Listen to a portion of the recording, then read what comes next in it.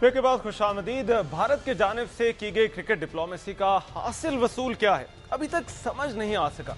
Semifinal का मार्का तो Pakistani team अपनी कमजोरियों की वजह से हार गई। वो तो खेल था, एक ने तो हारना था, तो उस पर बहसें चल रही हैं और चलती ही रहेंगी। मगर दूसरी जानिब भारतीय वजीर आजम की दावत पर भारत का रुख करने वाले वजीर आजम पाकिस्तान ने क्या खोया क्या पाया, ये बहुत अहम सवाल है जिसका जवाब अभी तलाश करना बाकी है। मोहाली स्टेडियम में मनमोहन सिंह की जानिब से पाकिस्तानी वफ्द के एजाज में इशाइया भी दिया गया, जहां सोनिया गांधी, भारतीय पंजाब के वज़ीर आला, वज़ीर आला सरबराह ICC शरद पवार और दीगर हुक्काम भी मौजूद थे। पाकिस्तानी वफ्द ने दो तरफा मसाइल पर बात करना चाहिए तो जवाब आया कि तफरीही दौरा है, इसका लुत्फ उठाएं, मुज़ाकरात फिर से ही। इसके बावजूद वज़ीर आज़म गिलानी की तरफ से कहा गया कि दोनों ममालिक को अपने मसाइल खुद ही हल करना पड़ेंगे। कुछ लोगों को पाकिस्तान की जानिब से हार गए सेमीफाइनल से अमन की रोशनी फूटती दिखाई दे रही है। ऐसा क्यों है? ये खेल की सियासत और सियासत का खेल आखिर है क्या? इस मैदान की हार और जीत का भी कोई जिक्र करे, इसी पर हम बात करेंगे। क्रॉसफायर में हमारे साथ बात करने के लिए मौजूद हैं जफर हिलाली, एम्बेसडर रह चुके हैं पाकिस्तान के। उनसे हम गुफ्तगू का आगाज करते हैं। जफर हिलाली साहब, कल जो कुछ हुआ मोहाली में, पाक भारत वज़ीर आज़म ने इकट्ठे बैठकर मैच देखा, सवाल यह है कि क्या इसका कोई फायदा होगा? देखिए, ये फायदा होगा या ना होगा ये आपको एक दो राउंड्स ऑफ टॉक्स के बाद पता चल जाएंगे।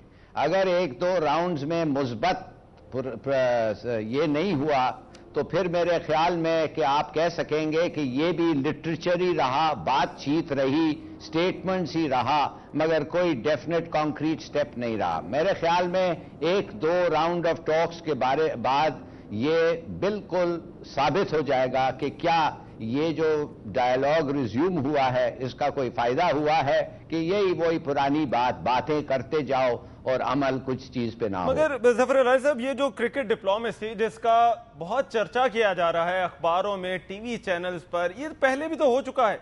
ज़िया-उल हक के दौर में हुआ, परवेज मुशर्रफ ने भी यही किया और अब वजीर आजम गिलानी भी यही कर रहे हैं, मगर इससे पहले हमने शायद इसका फायदा नहीं देखा। जी बिल्कुल, पहले इससे शायद फायदा नहीं हुआ और अब देखेंगे कि इस वक्त होगा कि नहीं होगा। मगर ये कहना कि ये जाहिर है फेल हो जाएगा या ये पुराना ही साइकोसिस इसी वक्त फिर भी यही होगा, मेरे ख्याल में ये थोड़ा जल्दी है।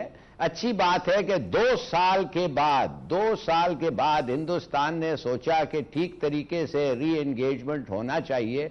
हम कुछ लोग थे जो कहते थे उनको कि बंबई के बाद उसी दूसरे दिन ही री एंगेजमेंट होता तो हमारे से उनको ज्यादा कोऑपरेशन मिलता, मगर अब 2 साल के बाद, चलिए देर है तो दुरुस्त है। मगर ये दुरुस्त और देर की तो बात आपने की, मगर एक तासुर ये भी तो है कि ये बातचीत इंडियन टर्म्स पर हो रही है और बहुत से ऐसे अहम मुद्दे जिन पर दोनों ममालिक को बात करनी है, दाखिला सेक्रेटरीज की सतह पर बात होती है, मगर कोई ठोस फैसले नहीं किए जाते। आप क्या समझते हैं, कल कोई ऐसा मौका था, क्या कोई ऐसी पॉसिबिलिटी थी कि जब दोनों वज़ीर आज़म इकट्ठे बैठे तो किसी ऐसे मुद्दे पर बात हो सकती थी? देखिए, बात असल ये है कि ये सोचना कि हमारे वजीर आजम उधर चले जाएं और क्रिकेट मैच देखते देखते 4-5 एग्रीमेंट साइन करके ले आएं, ये तो अनरियलिस्टिक है और ये हो भी नहीं सकता।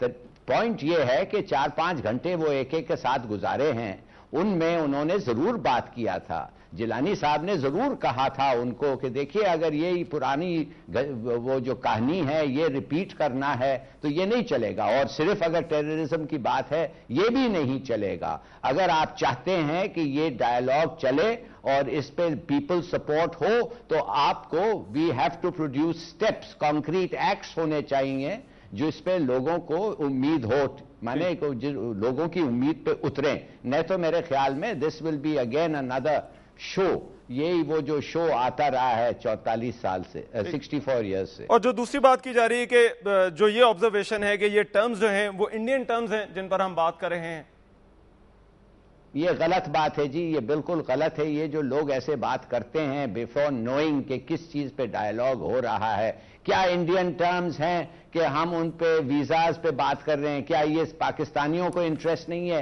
रिलीजियस साइट्स पे पाकिस्तानियों को इंटरेस्ट नहीं है? और ये तो फिर छोड़ें, टेररिज्म के क्या हमारा कोई इंटरेस्ट नहीं है? हम नहीं जानना चाहते हैं कि समझौता एक्सप्रेस पे क्या हुआ, जितने पाकिस्तानी मारे गए?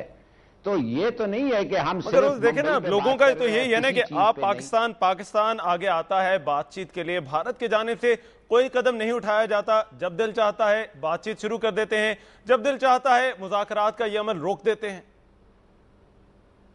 उन्होंने इनिशिएटिव लिया है, हमने तो नहीं कहा कि हम आना चाहते हैं। उन्होंने हमें बुलाया है, तो अब ये ठहर के थोड़ा सोचें। अगर वो नहीं बात करते एक्सेप्ट ऑन मुंबई, तो हम कह सकते हैं कि भाई ठीक है, खुदा हाफिज, जैसे हमने एक दफे पहले भी कह चुके हैं। अगर आप वो बातों पे नहीं आते हैं, जब वाटर इश्यूज पे भी नहीं आएंगे, कश्मीर पे भी इवेंचुअली नहीं आएंगे, तो हमारा इंटरेस्ट इसमें रह सकता ही नहीं है। और हिंदुस्तानियों को ये पता है, और अगर ये नहीं पता है और ये सिर्फ एक कॉस्मेटिक स्टेप है इसलिए कि वो दुनिया को बताना चाहते हैं कि वो मेंबरशिप ला चाहते हैं, परमानेंट मेंबरशिप सिक्योरिटी काउंसिल का, कि दुनिया को बताना चाहते हैं देखो हम सबसे बातचीत करने के लिए ठीक है, और सिर्फ अपनी इमेज को बेहतर करना चाहते हैं, ये सब चीज आपको बता रहा हूं मैं, 2 राउंड्स में वाजे हो जाएगा। मतलब आपका कहना है कि इंतजार करना होगा। अच्छा, ये जो आपने बात की इनिशिएटिव की, और दूसरा ये भी सवाल उठाया जा रहा है कि अमेरिका का इस सारे मामले में क्या किरदार है। जफर हिलाली साहब, आपसे इसी बारे में